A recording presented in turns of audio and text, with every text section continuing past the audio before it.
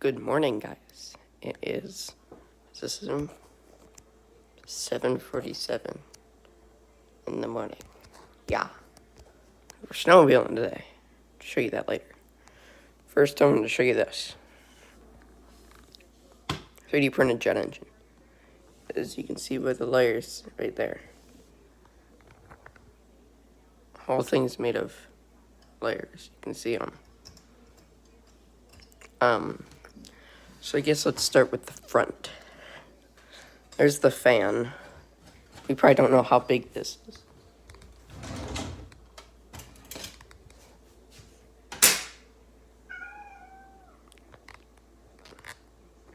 Average pair of scissors. Yeah.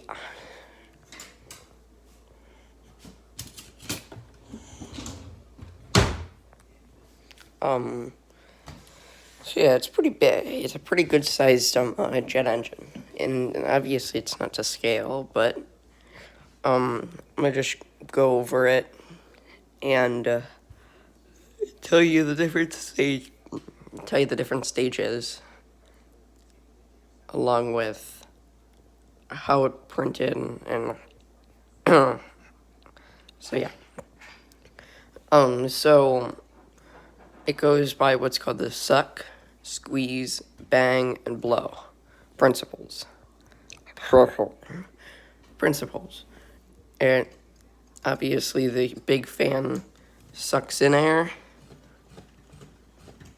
and then these are compressors. It squeezes the air. These are actually stators. They're pretty much these. They're just stationary. And then, as you can see, if I hold it here, this is what's called a two-spool. But the center of its spin, it can spin it freely. There's a bearing in there. You can see that's the bearing. It does that because this spins faster than this does. Because obviously that's a lot of weight to turn.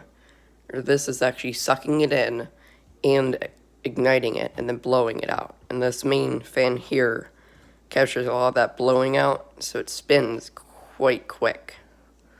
And then the bang, let's go back to the bang stage, where it just ignites in here, then comes through another set of stators, which is pretty much one of these, into the fan, and then each LPT, low pressure turbine with stator in there, and then it shoots out in through these blades in there, which is like just right through here, and then into the mix area. Now this cone used to come out to about this tip here. It used to be a perfect tip. So it's like, I want to make a crank for this because I turn this way. I turn everything this way, where the fan would turn the right way, where the blades would actually suck in air, not like this, like most people turn, where the blades are not sucking in air. Which this would be the front of the turbine. You have your cone, your spinner cone. That's actually there to let workers on the ground know how, I guess you could say, how fast the actual fan is spinning, because when this gets up to full RPM, or not even full RPM, just idle, people have gotten sucked up right into them. And I mean, immediately once you get caught by one of these, once you hit it, you're just going to be macaroni baloney, just spewing out. Now, some people might say a bird strike will cause an engine to kill itself, which is, a general engine is millions upon millions of dollars. Well, if it's a high bypass, which is what this is, where this is all that actually sucks in from the fan. That little bit right there, all that right there, that's it that sucks into the fan. All this just goes around the casing.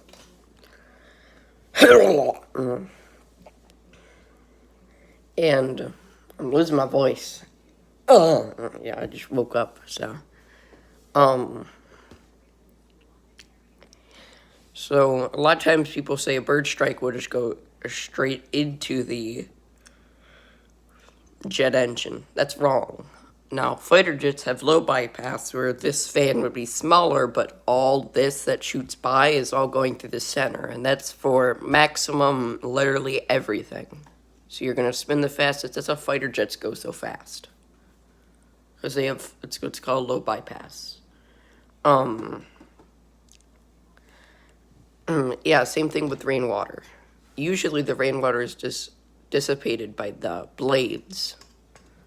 Very, very, very, very little goes through. But Rolls-Royce did a test on one of their jet engines, which is just pretty much this. It's a Rolls-Royce jet engine. And what they did was they took it with a whole bunch of hoses, pretty much just rain hoses, and just shot water through it. And most of the water came out around it and through the cowling, which would go around here. But some got in, and what can happen is what's called a burnout, where just the flame in here just stops because there's water in there. So, water, fire don't mix.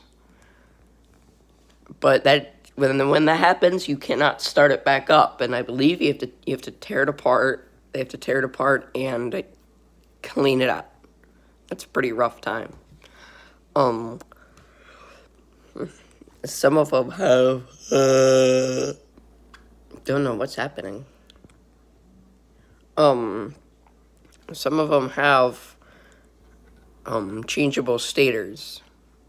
Gotta see them sticking out right there. Changeable stators. Adjustable stators, where they can adjust the pitch of them with how fast it's going. Yeah. So there's the cone. I don't know what that actually looks like from the front.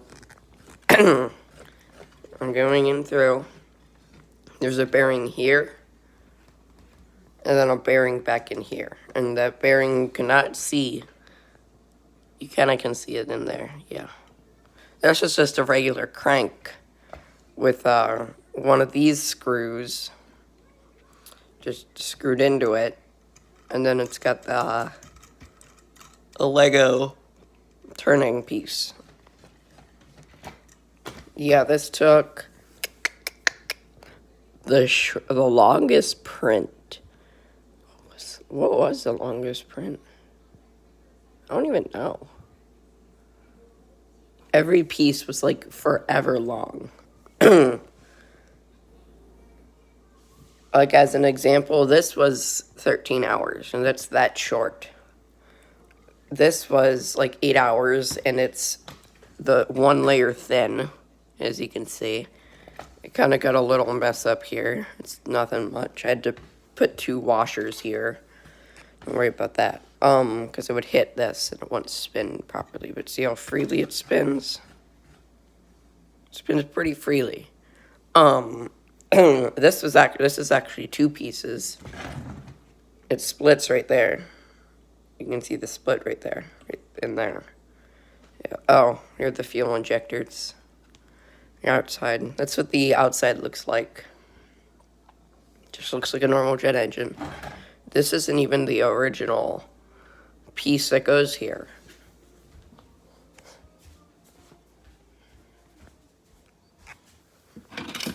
This was, because it's got 2 sides. It's got holes with plates on one side and holes with plates on the other. And so I can switch to this one, which actually failed. It had an SD card error, or I can go to the one that's over there. Hey, you're looking a lot. Which is, oh, hi, Dougie. Shut up, cat. This one we lost power, so we screwed over the print. Yeah, not very fun. You lose power. Yeah, this is on just also just on a simple stand. It's very flat. Look how smooth that is. You can even see there's a mirror on it. Yeah. It's quite interesting because it's got just these two plates held together by a singular plate and glue. Yeah. Now you can flip it and put it in like so. But that doesn't look that good. It looks kind of bad of flexibility.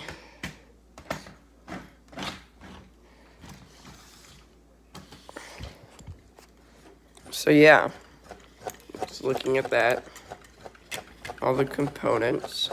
Shall stop it. I can't do this all with one hand. Yeah. I got this on Thingiverse. If you have a 3D printer, I got this off Thingiverse. Look it up if you don't know what it is. And the actual download where you can download it, it's called. His username is. It's a jet engine. 3D printable jet engine. I was gonna sneeze there. Oh, another kitty. Kitties. So weird. Where is she? Anyways, you can get this on Thingiverse. It's called, like, 3D printable jet engine. And, I'm losing it today. And, the username is Catia5. Yeah. CATIAF 5. No. CATIA 5 FTW. Catia 5 FTW. I don't know how to put things in the description of, but otherwise, if I could, I'd put the link in. Oh, that's an absolutely fantastic sound. So yeah, that's this. It's a jet engine. I just wanted to show you guys that it's quite big. You want to see, do a flathead screwdriver? Pretty big, yeah. Right to my hand, pretty big, huh? Yeah. So yeah, I'll see you in the next video, which I'm going to upload after this video uploads. Just me jumping Mercy, being an absolute idiot, trying not to break it, which I feel I might have broken it, even though I don't know yet. So yeah, see you in the next one.